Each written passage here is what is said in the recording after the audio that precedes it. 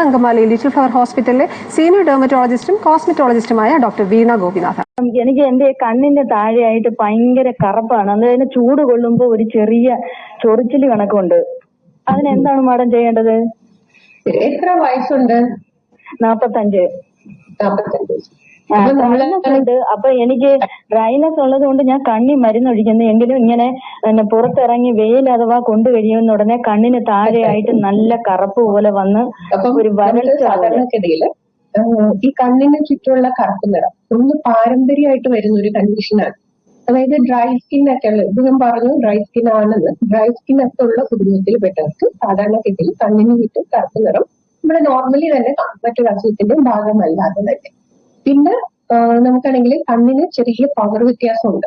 നമ്മൾ നന്നായിട്ട് കണ്ണ് സ്ട്രെയിൻ ചെയ്യും. ഇരുണ്ട വെട്ടത്തിലൊക്കെ ഇരുന്നിട്ട് കമ്പ്യൂട്ടർ യൂസ് ചെയ്യോ അല്ലെങ്കിൽ പുസ്തകം വായിക്കോ അല്ലെങ്കിൽ ടി വി കാണോ അല്ലെങ്കിൽ മൊബൈലിൽ കളിക്കോ ഒക്കെ ചെയ്യുന്ന ആൾക്കാർക്കും കണ്ണിന് ചുറ്റും സ്ട്രെയിൻ വരാനുള്ള സാധ്യതയുണ്ട്. പിന്നെ ഉറക്കം കുറഞ്ഞു കഴിഞ്ഞാൽ, വെള്ളം കുടിക്കാണ്ടിരുന്നതിന്, ഇലക്കറി പച്ചക്കറി ഒന്നും കഴിക്കാണ്ടിരുന്നത്, ഇതെല്ലാം തന്നെ നമുക്ക് കണ്ണിന് ചുറ്റും കറുപ്പ് നിറം കൂട്ടും. പിന്നെ ഈ ഡ്രൈ സ്കിൻ ഉള്ളവരുടെ ഒരു സ്വഭാവം എന്ന് പറഞ്ഞു കഴിഞ്ഞാൽ അവർ എപ്പോഴും കണ്ണ് തിരുമ്മിക്കൊണ്ടിരിക്കും. അപ്പൊ അങ്ങനെ കണ്ണ് തിരുമ്മിയാൽ ആ ഫ്രിക്ഷൻ കാരണം നമുക്ക് കണ്ണിന് ചുറ്റും കറുപ്പ് നിറം വരാം. അപ്പൊ ഈ വ്യക്തി എന്ത് ചെയ്യണമെന്ന് വെച്ച് കഴിഞ്ഞാൽ ആദ്യം നമ്മുടെ ഡയറ്റ് ശരിയാക്കാം. അതായത് ആവശ്യത്തിന് വെള്ളം കുടിക്കാം, മിനിമം ഒരു 2 ലിറ്റർ വെള്ളം എങ്കിലും കുടിക്കാം. അതിനുശേഷം ദാഹിക്കുന്നുണ്ടെങ്കിൽ വീണ്ടും വെള്ളം കുടിക്കുന്നതിന് ദോഷമില്ല.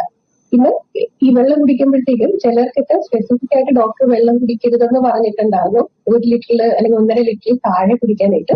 അങ്ങനെയുള്ളവർ ഡോക്ടർ പറഞ്ഞ കണക്ക് തന്നെ വെള്ളം കുടിക്കാനായിട്ട് ശ്രദ്ധിക്കണം കേട്ടോ. നല്ലതാണെന്ന് കരുതിയിട്ട് നമ്മൾ ഡോക്ടർ അങ്ങനെ നിർദ്ദേശിച്ചിട്ടുണ്ടെങ്കിൽ അത് തെറ്റിക്കരുത്. എന്നിട്ട് നന്നായിട്ട് ഈ ബാക്കിയുള്ളവർ നന്നായിട്ട് വെള്ളം കുടിക്കുക, ഇലക്കറി പച്ചക്കറി ഇട്ട് കഴിക്കുക, കണ്ണിന് ആവശ്യത്തിന് റെസ്റ്റ് കൊടുക്കാനായിട്ട് നോക്കുക, ഡ്രൈ ആക്കുന്ന സോപ്പ് നമ്മൾ യൂസ് ചെയ്യാണ്ടിരിക്കുക. ഇത് 2 പ്രാവശ്യം നമ്മൾ സോപ്പ് കഴിവത് ഉപയോഗിക്കാണ്ടിരിക്കുക. ഇടണമെന്നുണ്ടെങ്കിൽ ഡെയിലി ഒരു നേരം മാത്രം സോപ്പ് ഇട്ട് കഴുകുക. പക്ഷെ വെള്ളം ഉപയോഗിച്ച് മുഖം കഴിയുന്നതുകൊണ്ട് യാതൊരു തടസ്സമില്ല.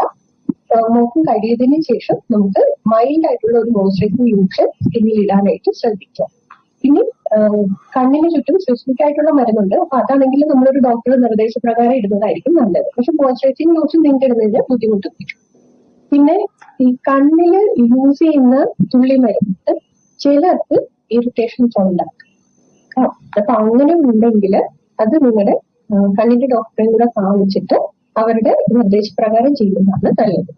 കണ്ണ് ചൊറിയുന്നതെന്ന് തോന്നുകയാണെങ്കിൽ കണ്ണുകൾ കഴുകിയിട്ട് കുറച്ചു നേരം കണ്ണടച്ചു വെക്കുന്നത് നല്ലതാണ്. അപ്പൊ ഇത്രയും കാര്യങ്ങൾ ശ്രദ്ധിക്കാം.